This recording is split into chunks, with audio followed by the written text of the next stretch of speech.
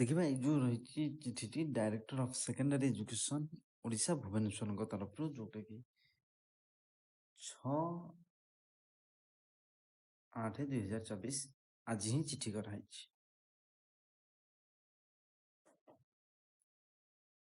ଦେଖନ୍ତୁ,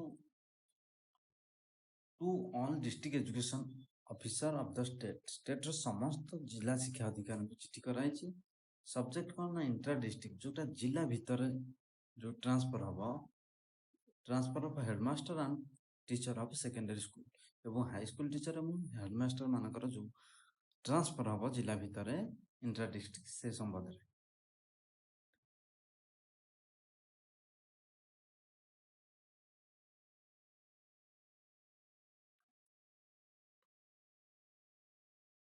online transfer application received terminal illness help ନିଜର teacher with disability ଏବଂ ଯୋଉମାନେ ଯୋଉ ଶିକ୍ଷକ ମାନେ ଅଛନ୍ତି physical handicap, disable child and mutual, ଏ ଚାରିଟା ଯାକ କୁ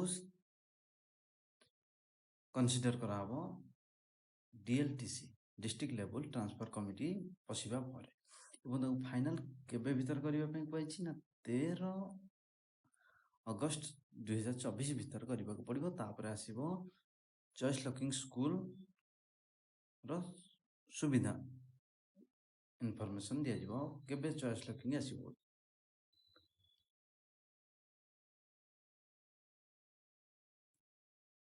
ଟର୍ମିନାଲ ଇଲନେସ୍ ଅଫ ସେଲ୍ଫ ନିଜର ଏବଂ ଟିଚର ୱିଥ ଡିଜାବିଲିଟି ଯୋଉମାନେ ଅଛନ୍ତି ଡିଜାବିଲ ଚାଇଲ୍ଡ ଟ୍ରାନ୍ସଫର କେସ୍ ମାନଙ୍କର ସ୍କୁଲ ଲକିଂ ଆସିବ। ଅନ୍ୟମାନଙ୍କର ଯୋଉମାନେ ରହିଛି ମ୍ୟୁଚୁଆଲ ସେମାନେ ତ ଗୋଟିଏ ଡିଷ୍ଟ୍ରିକ୍ଟ ଗୋଟିଏ ସ୍କୁଲରୁ ଅନ୍ୟ ସ୍କୁଲ ନିଜ ନିଜର ସ୍କୁଲ ବଦଳେଇବେ।